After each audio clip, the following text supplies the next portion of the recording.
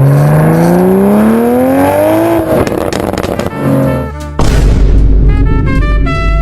guys, selamat datang di kelompok 5 kelas 15.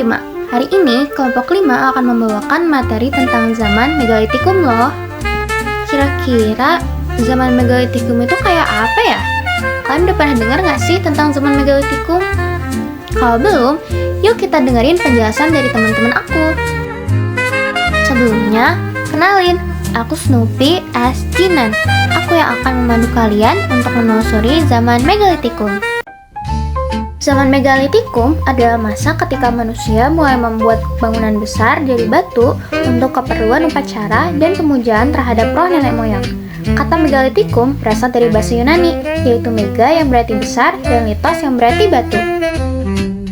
Dan ini Miss Lucy as Anaya. Pada masa megalitikum, manusia mulai hidup menetap dan bercocok tanam. Mereka juga sudah percaya pada roh nenek moyang dan mulai membangun batu-batu besar untuk upacara dan pemujaan, tanda awal munculnya kehidupan beragama. Ciri khas masa ini bisa dilihat dari peninggalannya.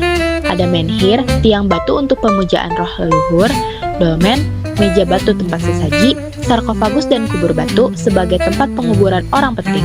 Lalu punden berundak, bangunan bertingkat untuk tempat upacara, serta arca, patung yang melambangkan leluhur. Peninggalan megalitikum banyak ditemukan di Sumatera, Jawa, Sulawesi, dan Sumba. Semua itu menunjukkan bahwa manusia pada masa itu sudah memiliki kepercayaan, keterampilan, dan kehidupan sosial yang berkembang. Ini namanya Mr. Franklin as Claudia.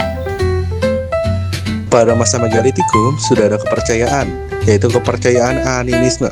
Kepercayaan animisme merupakan kepercayaan terhadap roh nenek moyang. Masyarakat megalitikum percaya bahwa roh orang yang telah meninggal masih hidup di alam lain dan dapat mempengaruhi kehidupan mereka. Mereka melakukan ritual dan membangun bangunan batu besar sebagai permohonan untuk kesejahteraan. Bangunan-bangunan seperti menhir atau tugu batu, dolmen atau meja batu untuk sesaji, dan punden berundak atau bangunan bertingkat didirikan sebagai tempat pemujaan dan upacara. Kepercayaan terhadap kehidupan setelah kematian juga muncul.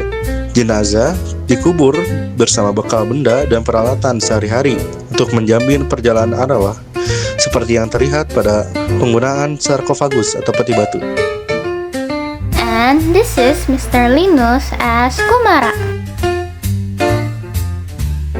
Mulai beralih menggunakan peralatan perunggu, meskipun banyak peralatan yang terbuat dari batu ditemukan pada zaman megalitikum.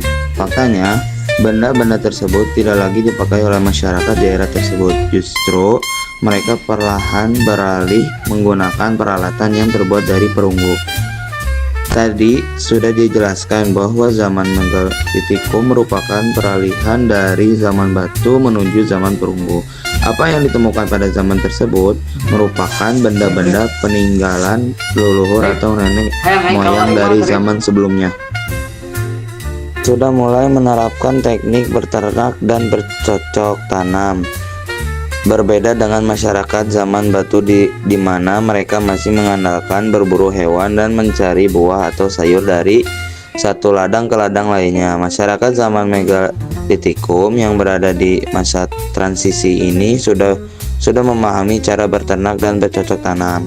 Dengan kemajuan teknologi yang mereka miliki di saat itu, serta pengetahuan akan hal-hal baru terkait bahan pangan, masyarakat zaman megalitikum dapat bekerja lebih efektif dan lebih efisien jika ingin mencari makanan dibandingkan pendahuluannya.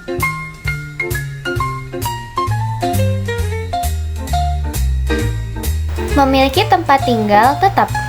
Kebiasaan orang-orang untuk berburu dan mencari bahan pangan lainnya dari satu tempat ke tempat lainnya membuat mereka dijuluki sebagai manusia nomaden. Tetapi setelah memasuki zaman megalitikum, kebiasaan tersebut perlahan berubah.